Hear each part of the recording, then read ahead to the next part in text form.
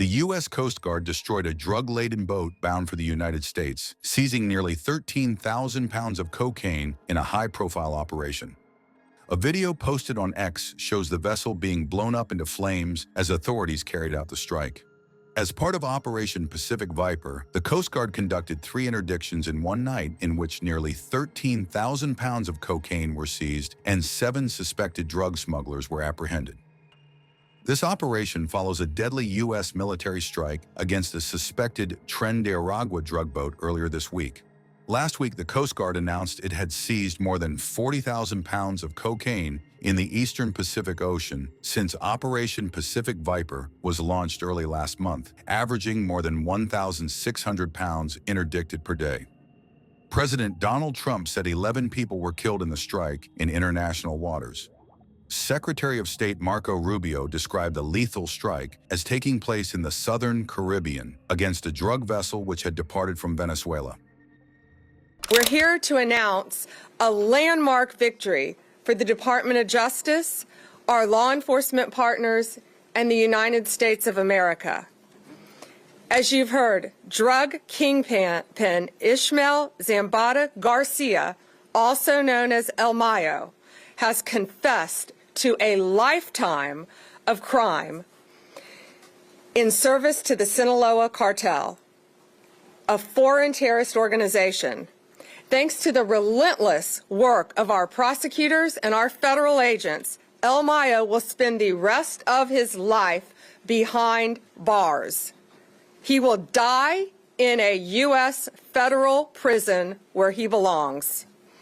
His guilty plea brings us one step closer to achieving our goal of elimination of the drug cartels and the transnational criminal organizations throughout this world that are flooding our country with drugs, human traffickers, and homicides. Under President Trump's leadership, the Department of Justice is on the front lines of this fight. We're standing shoulder to shoulder with all of our law enforcement partners to dismantle these narco terrorists. And that's exactly what they are. They are narco terrorists. El Mayo was one of the most prolific and powerful drug traffickers in this world. His partner was El Chapo. They were co-founders of the Sinaloa cartel. They brutally murdered multiple people and flooded our country with drugs. Their reign of terror is over. He will never walk free again. Over the last 3 decades, El Mayo and his accomplices made billions of dollars, hundreds of millions each year they were making by bringing poisonous drugs into our country. No longer. The Sinaloa cartel initially built their businesses with cocaine, but then under El Mayo's leadership, they turned to heroin, they turned to fentanyl. They purchased fentanyl precursor chemicals from China. They made the drug in Mexico and flooded it into our communities, killing our kids. El Mayo also ensured that the Sinaloa cartel operated and protected its drug trafficking business by relying on extreme violence. They used military-grade weapons and directed hitmen to kill their adversaries. They committed gruesome assassinations, kidnappings, and horrible crimes to maintain discipline within their own organization. He ordered the murders of countless individuals and rivals. Many innocent people died as a result of this as well. El Mayo operated with impunity at the highest levels of the Mexican drug trafficking world by paying bribes to government officials, by bribing law enforcement officers.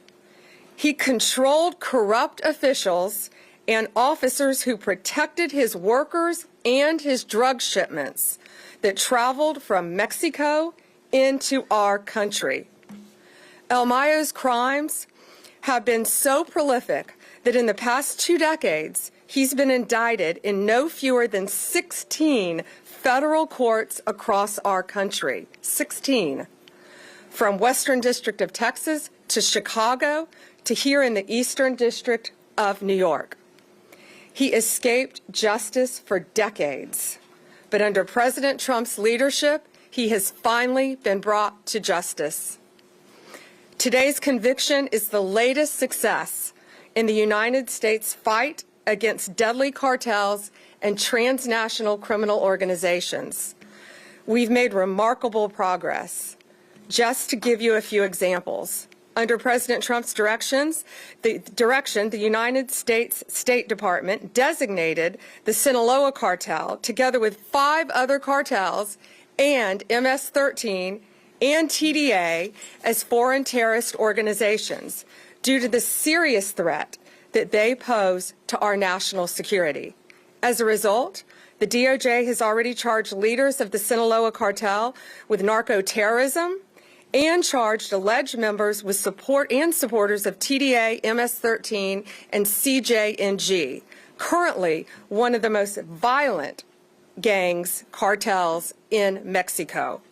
They provided material support to a terrorist organization.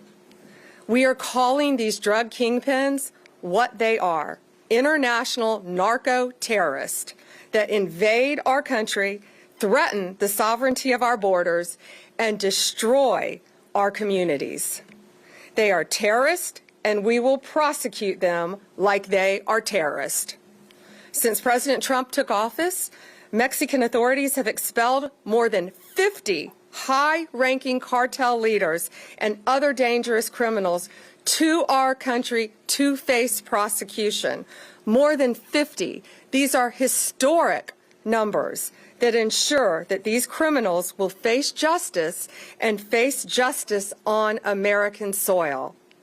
We now have leaders from CJNG, Sinaloa, and Los Zetas in custody.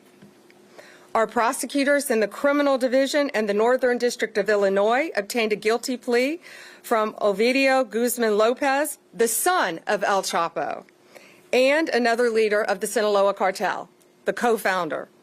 Just a few weeks ago, on August 14th, we announced criminal charges against 5 cartel leaders and high-ranking members of these united cartels.